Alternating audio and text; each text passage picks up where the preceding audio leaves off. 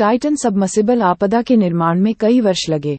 नए विवरण सामने आए। 41.73 उत्तर, 49.95 पश्चिम, उत्तरी अटलांटिक महासागर। 18 जून 2023 भाग्य ने मौसम साफ कर दिया, कोहरा हटा दिया और लहरों को शांत कर दिया, क्योंकि सबमर्सिबल और उसके 5 यात्री सतह के पानी में गोता लगाकर दूसरी दुनिया में चले गए।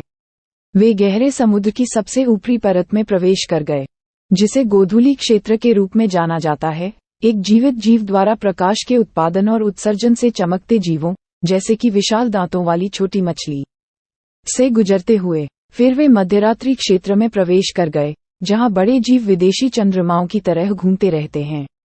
2 मील नीचे वे रसातल क्षेत्र में प्रवेश कर गए। इसे ये नाम दिया गया क्योंकि यह शाब्दिक रूप से रसातल है। गहरा का अर्थ है भारी, 5000 का दबाव, फिर 6000 पाउंड प्रति वर्ग इंच। जैसे ही वह नीचे उतरा, सबमर्सिबल एक मजबूत शिकंजे में फंस गया। शायद उन्होंने कोई शोर सुना हो, या शायद उन्होंने कोई अलार्म सुना हो। दुर्भाग्य से 18 जून 2023 ये पहली बार नहीं था जब मैंने रश या उसकी कंपनी ओशनगेट या उसके उप की राक्षसीता के बारे में सुना था।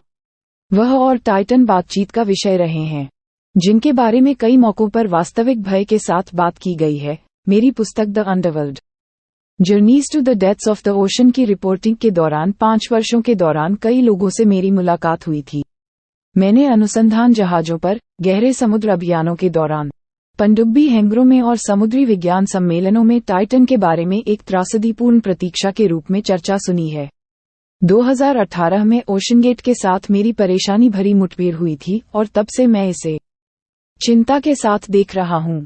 मानव चालित पनडुब्बियों की छोटी, एक दूसरे से जुड़ी हुई दुनिया में मैं जिस किसी से भी मिला, वह टाइटन के बारे में जानता था।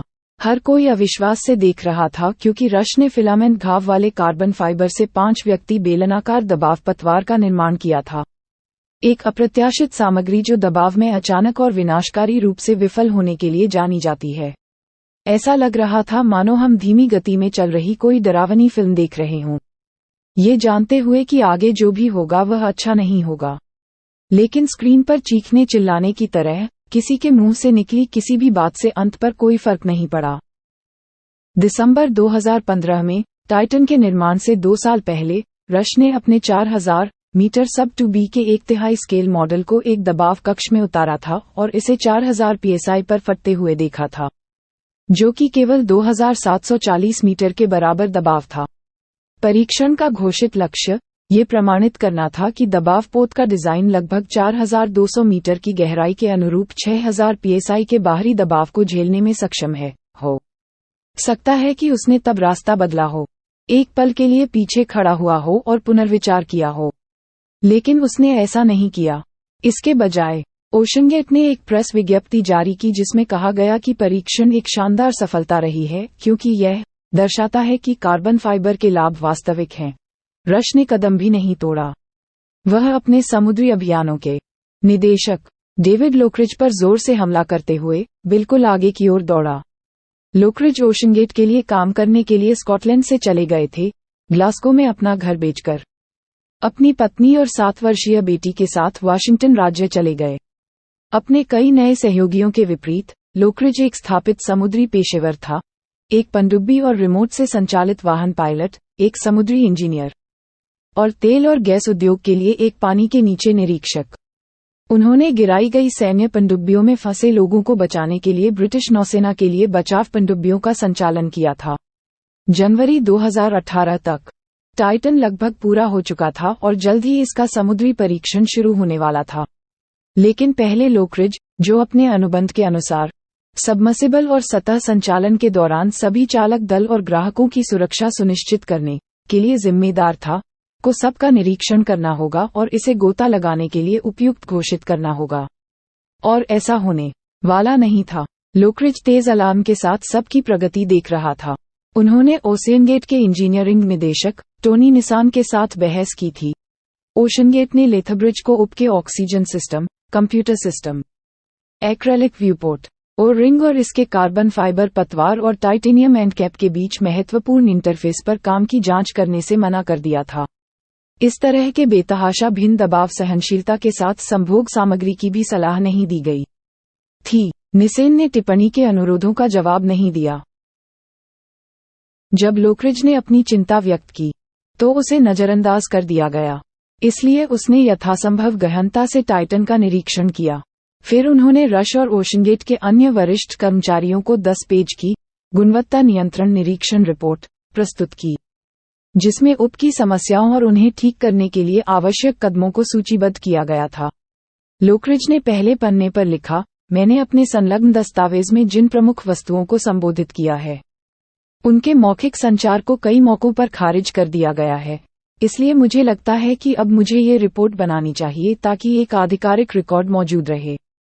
उन्होंने कहा, ये मुद्दे महत्वपूर्ण प्रकृति के हैं और इनका समाधान किया जाना चाहिए, ये देखते हुए कि पतवार इतने भारी दबाव को देख रही है जो अभी तक किसी भी ज्ञात कार्बन पतवार वाले वाहन पर अनुभव नहीं किया गया है। हम दबाव चक्र के कारण संभावित अंतर्लैमिनर थकान का जोखिम उठाते हैं, लोकरिज ने लिखा, खासकर अगर हमारे पास पतवार में खामियां हैं। इसकी खामियों को उजागर करने के लिए पतवार को थर्मल इमेजिंग या अल्ट्रासाउंड से स्कैन करने की आवश्यकता होगी। उन्होंने स्कैनिंग पर जोर देते हुए कहा, पानी में किसी भी मानवयुक्त गोता लगाने से पहले गैर विनाशकारी निरीक्षण करना और बाद के परिणाम मुझे प्रदान करना आवश्यक है। ये किसी भी कमजोर बिंदु को प्रकट करेगा और एक आधार रेखा प्रदान करेगा जिसका उपयोग प्रत्येक गोता लगाने के बाद थकान के लक्षणों की जांच के लिए किया जा सकता है। पतवार को स्कैन करना कोई समस्या नहीं होनी चाहिए। क्या ऐसा होना चाहिए? लोकरिज ने एक अन्य दस्तावेज में उल्लेख किया है कि ओशनगेट ने पहले कहा था कि पतवार को स्कैन किया जाएगा। स्पॉइलर अलर्ट, पतवार को कभी स्कैन नहीं किया गया था।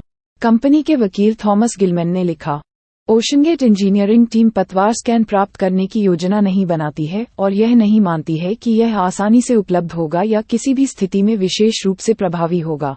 मार्च 2018। इसके बजाय ओशनगेट ध्वनिक निगरानी पर भरोसा करेगा। टाइटन के पतवार पर लगे सेंसर जो कार्बन फाइबर फिलामेंट्स के टूटने पर अलार्म बजाएंगे। लोकरिज की रिपोर्ट संक्षिप्त और तकनीकी थी, जिसे किसी ऐसे व्यक्ति द्वारा संकलित किया गया था जो स्पष्ट रूप से जानता था कि वह किस बारे में बात कर रहा था। उस तरह का दस्तावेज जो ज्यादातर कंपनियों में किसी व्यक्ति को पदोन्नत करेगा।